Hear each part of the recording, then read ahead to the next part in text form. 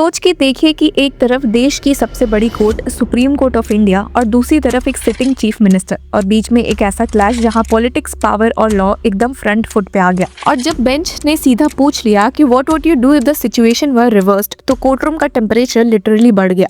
अब ये कोई नॉर्मल हियरिंग नहीं थी, ये एक ऐसा मोमेंट था जहां जुडिशरी ने पॉलिटिकल पावर को मिरर दिखा दिया। आज हम इसी एक्सप्लोसिव हियरिंग को डिकोड करेंगे।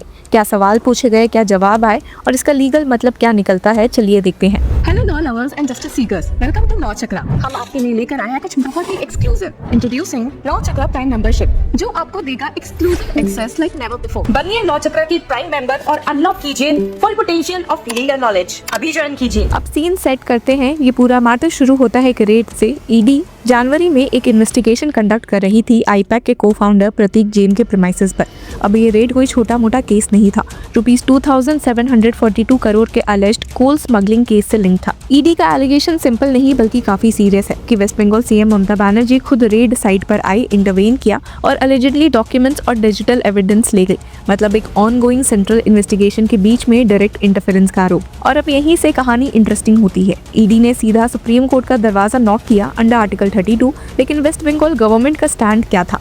उन्होंने बोला कि ED can not come to supreme court under article 32 claiming violation of fundamental rights. और यहीं से लीगल बैटल का असली ट्विस्ट शुरू होता है। कोर्टरूम में सीनियर एडवोकेट्स कपिल सिब्बल और कल्याण बनर्जी ने वेस्ट बंगाल सीएम का साइड रिप्रेजेंट किया। कोर आर्ग्यूमेंट ये था कि ईडी एक पर्सन ही नहीं है जो फंडामेंटल राइट्स क्लेम करे। क्लियरली बोला कि any obstruction in performance of a statutory duty is not in violation of a fundamental right. और ये भी ऐड किया कि if someone obstructs a police officer, he can't file a 32 petition, there is a statutory remedy. मतलब simple language में समझे तो उनका कहना था कि ईडी ऑफिसर्स का काम इन्वेस्टिगेट करना है जो उन्हें स्टैट्यूट देता है, कॉन्स्टिट्यूशन नहीं। अगर कोई उन्हें रोकता है तो वो क्रिमिनल लॉ के थ्रू डील होगा, फंडामेंटल राइट्स का इशू नहीं बनेगा। लेकिन बेंच यहाँ बिल्कुल कन्विंस नहीं थी। जस्टिस प्रशांत कुमार मिश्रा ने एक ऐसा सवाल पूछा जो पूरी डिबेट को एकदम फ्लिप कर देता है।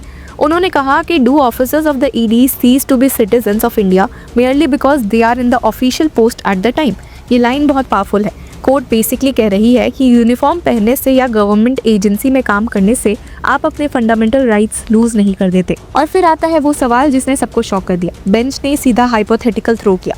What would you do if the situation were reversed? In 2030-2031, you come to power in the center and one of the chief minister does something like this.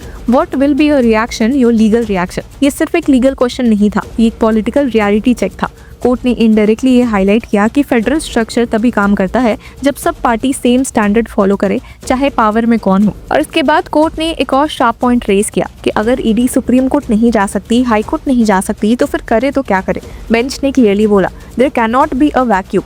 मतलब लॉ ऐसा नहीं हो सकता जहां वायलेशन हो और रेमेडी ही ना मिले। अब एक और इंटरेस्टिंग लेयर यहाँ ऐड होती है। सिर्फ ईडी ही नहीं बल्कि इंडिविजुअल ईडी ऑफिसर्स ने भी पिटिशन फाइल किए हैं।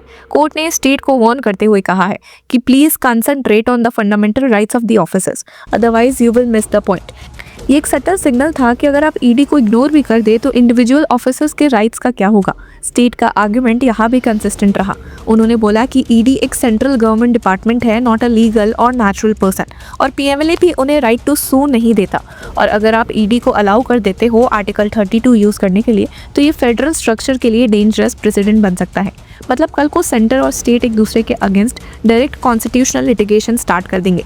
लेकिन एसजी तुषार मेहता ने ईडी का साइड रखते हुए क्लियर बोला कि ये सिर्फ इंस्टीट्यूशनल क्लैश नहीं है, ये एक सिचुएशन है जहां chief minister hindered a lawful ongoing investigation being conducted in the larger public interest. और यहाँ larger public interest phrase important है क्योंकि ये इन्वेस्टिगेशन को एक ब्रॉडर लेजिटिमेसी देता है। अब कोर्ट ने एक और प्रैक्टिकल सवाल उठाया जो काफी कटिंग था। If the CM barges into an ED investigation and commits an offense, your idea of remedy for the ED is to go to the state government which is headed by the CM and inform them about it and seek remedy. ये almost एक rhetorical question था।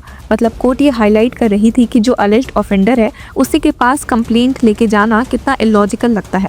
इस पर ही senior advocate Kapil Sibal ने तुरंत react किया और कहा Your lordships are assuming that the chief minister has committed an offense। और कोर्ट ने क्लैरिफाई किया कि we are not assuming anything, that is the allegation। ये एक्सचेंज इंपॉर्टेंट है क्योंकि ये दिखाता है कि कोर्ट फैक्ट्स डिसाइड नहीं कर रही, सिर्फ लीगल फ्रेमवर्क समझने की कोशिश कर रहा है।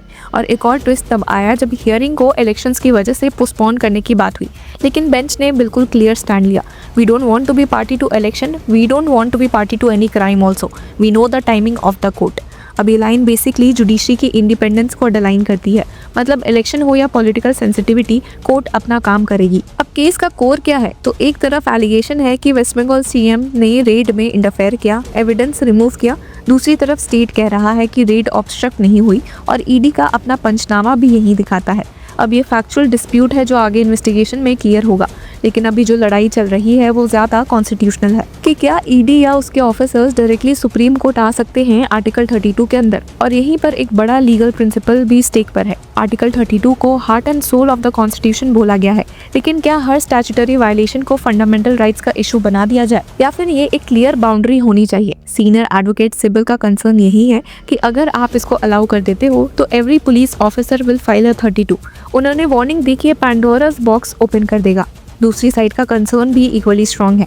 अगर आप अलाउ नहीं करते तो फिर जब पावर्स अब्यूज का एलिगेशन हो, specially against high officers like chief minister, तो रेमेडी क्या होगी? ये वो ग्रे एरिया है जहां कोर्ट को बैलेंस फाइंड करना है। अभी के लिए हियरिंग इनकंक्लूसिव है। नेक्स्ट डेट अप्रैल 14 की फिक्स हुई है, लेकिन जो डिस्कशन अभी तक हुआ है वो ऑलरेडी एक प्रेसिडेंट सेटिंग डिबेट बन चुका है। ये सिर्फ waste Bengal CM Mamata Banerjee versus ED का केस नहीं रहा, ये एक टेस्ट केस बन गया है इंडियन फेडरलिज्म का, सेपरेशन ऑफ पावर्स का और फंडामेंटल राइट्स की स्कोप का। और सबसे इंटरेस्टिंग बात यह है कि कोर्ट बार बार एक ही चीज़ पे वापस आ रही है, अकाउंटेबिलिटी। चाहे सेंटर हो या स्टेट, चाहे एजेंसी हो या चीफ मिनिस्टर, लॉ सब पर इक्वली अप्लाई होना चाहिए। और शायद इसीलिए बेंच ने वो हाइपोथेटिकल पूछा, क्योंकि पावर टेम्परेरी है लेकिन प्रेसिडेंट परमानेंट है। अब देखना ये होगा कि अप्रैल 14 को कोर्ट किस डायरेक्शन में जाती है। क्या ईडी को आर्टिकल 32 का डोर खुला मिलेगा या कोर्ट एक नैरो इंटरप्रिटेशन अडॉप्ट करेगी? और सबसे बड़ा सवाल, क्या इस केस में सीबीआई इन्वेस्टिगेशन का ऑर्डर मिल सकता है या नहीं? तो व्यूवर्स, इस पूरे मुद्दे पर आपकी क्या राय है? Do let us know in the comment section. Until then keep following law चक्र।